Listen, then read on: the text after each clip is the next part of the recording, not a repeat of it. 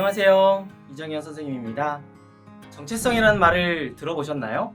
영어로는 아이덴티티라고 합니다. 이는 자기가 누구인지 아는 것을 말합니다. 보통 우리는 자기소개할 때 이름, 나이, 혈액형, 소속 등을 이야기하죠. 정체성은 이거보다 더 깊이 나를 이해하는 것이라 볼 수 있습니다.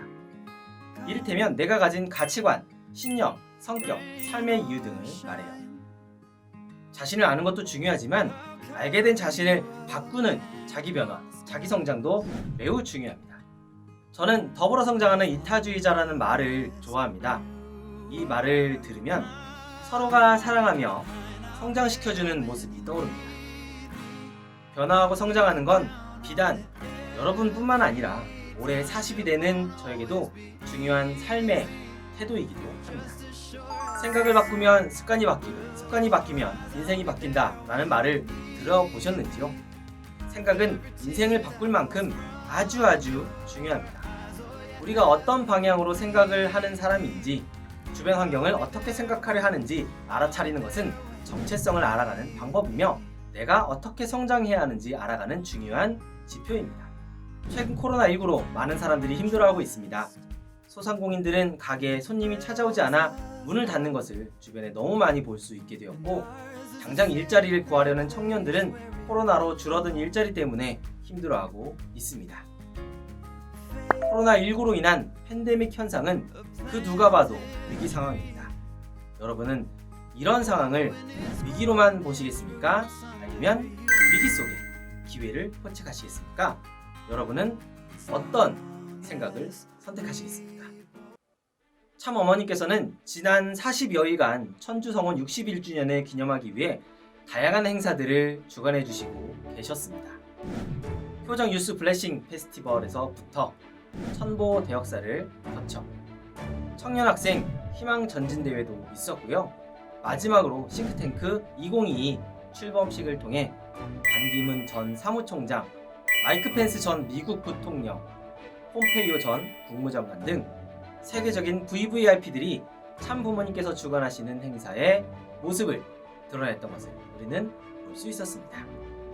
특히 마지막을 장식했던 싱크탱크 2022는 스피커로 드러난 VVIP들의 모습도 대단했지만 출범식 대회를 시청한 시청자들의 숫자들이 17억 1255만 7735명으로 집계가 되었다고 합니다. 많은 나라에서 국영방송으로 대회 현장을 송출했으며 유튜브, SNS 등 다양한 매체들을 통해 많은 세계인들이 출범식을 지켜봤습니다. 이러한 역사가 어떻게 가능했을까요?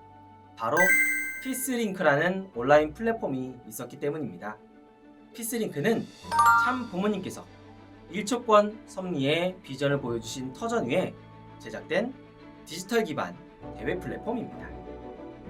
대회가 있을 때마다 유튜브 등으로 행사장의 영상을 송출하고 전 세계에서 각 나라의 시차가 발생함에도 불구하고 양방향 참석자들이 대회 화면을 통해 함께할 수 있었으며 언어별 통역이 진행되었고 무대의 대형 스크린을 통해 행사의 주제에 따른 다채로운 영상이 상영되었습니다. 세계의 다양한 VIP들의 연설을 증강현실을 통해 마치 대회장에 있는 것처럼 볼 수 있었습니다. 다음은 1초권 섭리 시대에 대한 참 어머님의 2017년 1월 3일 말씀입니다. 재림주 참부모의 환경권을 만드는 데 있어서 급선무가 국가복귀입니다. 한 분은 영계에 가시고 내가 있는 동안에 기필코 그 환경권을 만들어야 합니다. 인터넷은 1초권 시대에 돌입을 했는데 여러분들은 무엇을 하고 있었습니까? 여러분, 한 사람에 의해서 10사람, 100사람이 한꺼번에 동참할 수 있는 그러한 모든 방법을 하늘은 다 주셨습니다. 때를 놓치지 말라는 것입니다. 만약 코로나가 없었다고 생각해보면 이러한 비대면 디지털 온라인 플랫폼을 만들 수 있었을까요?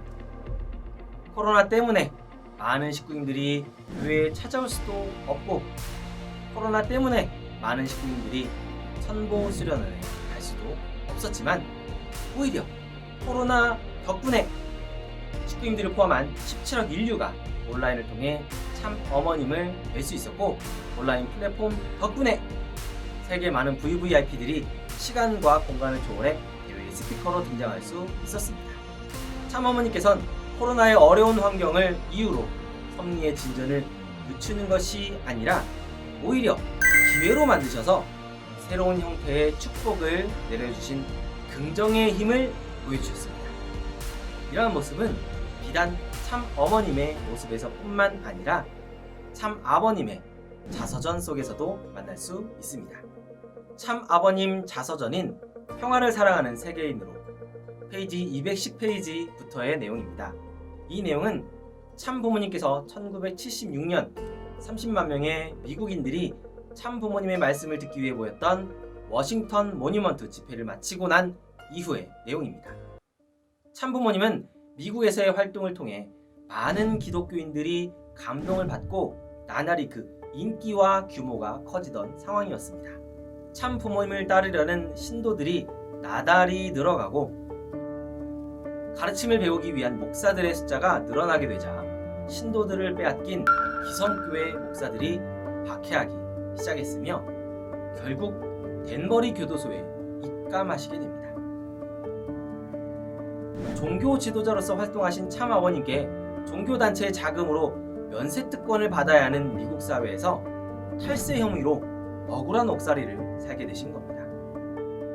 한국에 돌아가 다시 미국에 돌아오지 않겠다는 약속을 하면 죄를 추궁하지 않겠다는 타협안을 제시한 것을 보면 소수 종교 지도자였던 참 아버님을 핍박하고 미국에서 내보내려는 세력으로부터 어려움을 겪었다는 사실은 명백했습니다. 그렇게 참 아버님께서는 벨베디아의 마지막 집회를 끝으로 나를 위해 울지 말고 미국을 위해 울어주십시오 라는 메시지를 뒤로 한 채 교도소에 들어가시게 됩니다. 참 아버님께서 교도소에 들어가시게 되면 어떤 상황들이 벌어질까요? 참 아버님을 따르던 사람들이 범죄인이 된 참 아버님께 실망하고 돌아설까요? 참 아버님을 따르던 제자들도 스승이 감옥에 들어갔으니 그 구심점을 잃고 흩어지게 될까요? 실제로 수많은 미국의 언론에서는 통일교회는 스스로 와야 될 것이며 신도들은 뿔뿔이 흩어지고 말 것이다 기사를 냈습니다. 참 아버님께서 감옥에 들어가셨을 때 어려움은 분명히 있었을 겁니다. 하지만 어려움만 있었던 것은 아니라고 생각합니다. 참 아버님께서 교도소에 들어가자 분노한 성직자 7천여 명이 미국 정부가 종교의 자유를 침해했다며 참 아버님을 구명하기 위한 운동에 앞장서게 됩니다. 그리고 구명운동에 앞장선 성직자들을 중심으로 ACLC 미국 성직자 연합회를 조직할 수 있게 됩니다. ACLC 멤버들은 아직도 참 어머니께서 운행하시는 세계적인 행사에 스피커로서 초대되어 참 부모님을 증거하고 있습니다. 그리고 미국인들에게는 감옥살이 이후 범죄자의 모습이 아닌 감옥에 들어가는 그 순간까지도 미국을 사랑하라는 말씀을 전하시고 종교의 차별에 억울한 옥살이를 지내신 성자의 모습으로 다가가게 되었습니다.